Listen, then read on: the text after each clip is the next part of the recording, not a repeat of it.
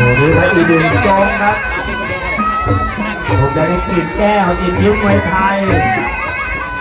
น่าจะจากของยาเลยครับนับก็ดีประกายพลอยแล้วไปประทีปฟาร์ม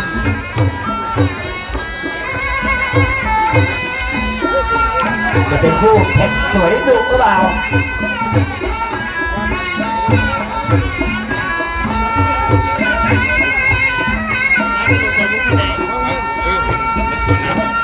ต่อไปสวมนมหรือยังครับหากยังรีบสวมนมด้วยรอเลย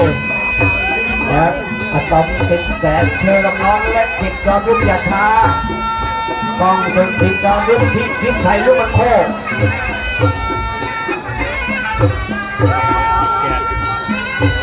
แกะขาถึงสูงเลยเตะแต่ขาเลยไหวทองเตะขา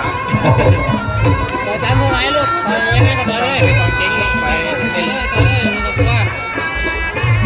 วันนี้มาเรียนถึงของท่านพี่อากูแปดครับท่านผู้ใหญ่สมพงษ์ก่อนจันดาและผู้ใหญ่สังนะครับ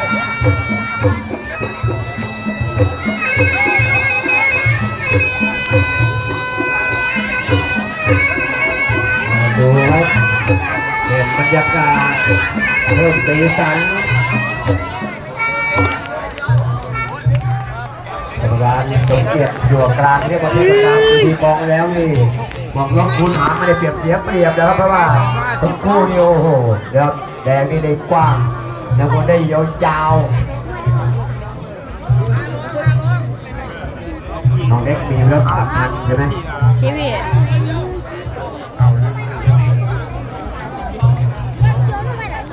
ที่คนตายมวยอะไรหน่อยไม่ทำเก็บ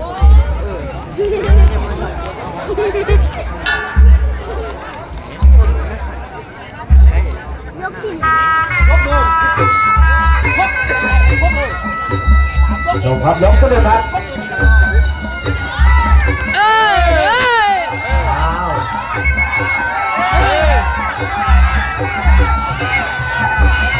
ขอบคุณการได้เกียรติเลยเอาละไปเลยพ่อ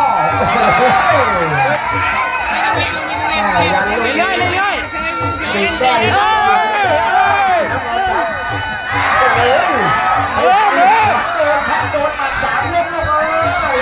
หัวต้องสูงดิ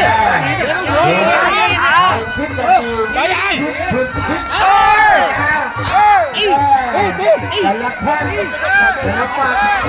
อย่ามุดแกอย่ามุดเตะขาอยู่สูงตายพอนี่น่าจะเป็นของแดงนะครับรับมาทำเป็นกิ่งแก้วแล้ว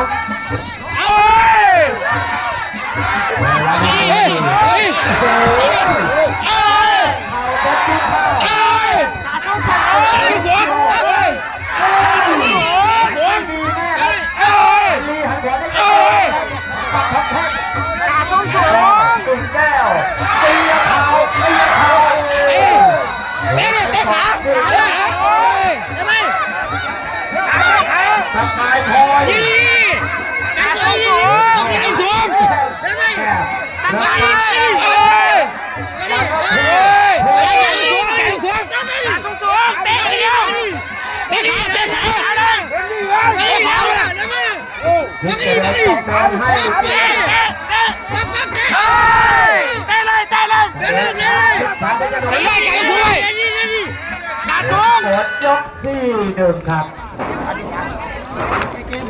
ดูไปดิอะตอม10 แสนเพื่อนน้องเล็กนักสิบจอมยุทธ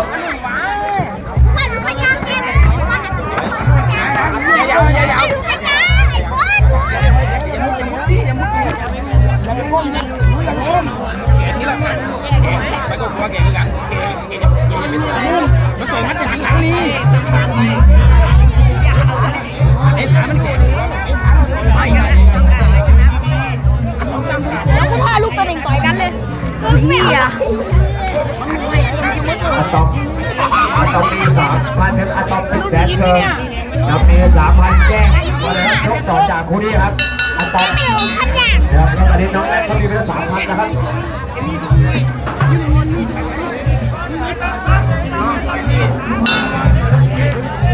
ไม่ต้องล้นลูกไม่ต้องล้นทางนี้ดี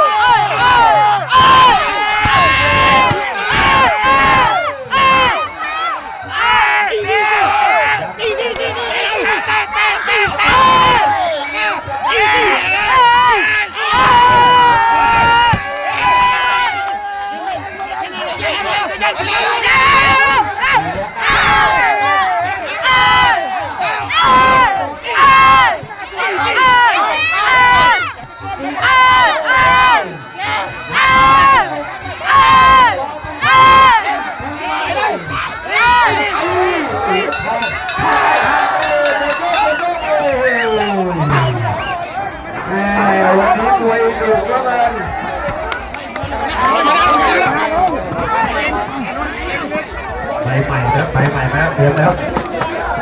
ผมเสียลุกคู่แรกถ่ายทอดเลยเสียลุกเตรียมร้อยผู้ถ่ายทอดโดยทราบเริ่มตั้งแต่กล้องขับรถปีกุยปีใหม่ทุกปีทัดจับเล่นเพชรกระดิ่งเพชรพูน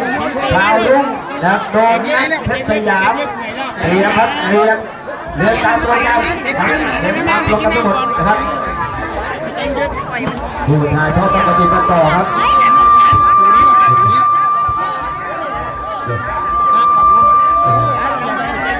ไอ้แจงลูกเฮ้ยเขามาแล้วเตะขาแล้วต่อยท้องเตะขาต่อยท้องเลยวันลงเพิ่มครับวันลงมาจากที่เลยวันมาคนเดียวขนมจากช่วงนี้ไปเลยอีกยาวเลย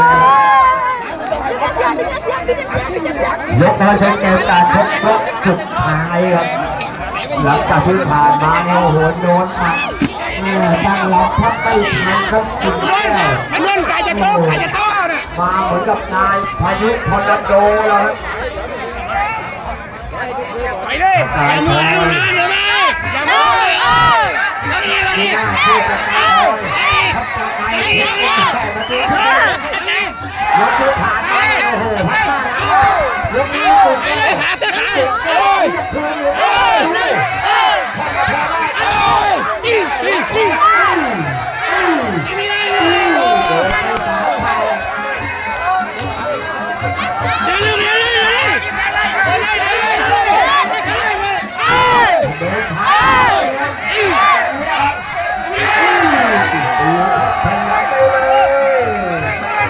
แต่สกายพอยนี่แน่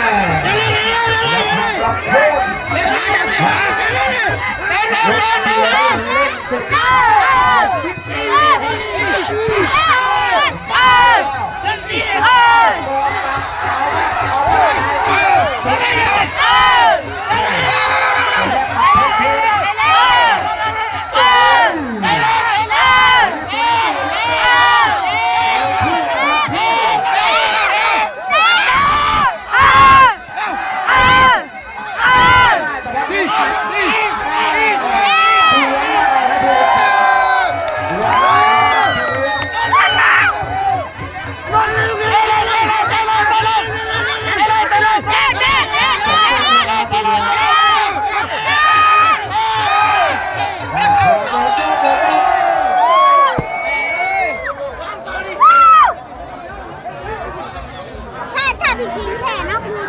เดี๋ยวไปนานแล้วไปนานไปนานเดี๋ยวต่อยไหมเลยเราไม่ท้อไม่ได้มองในคดีเป็นการแข่งขันเชิงโยไปได้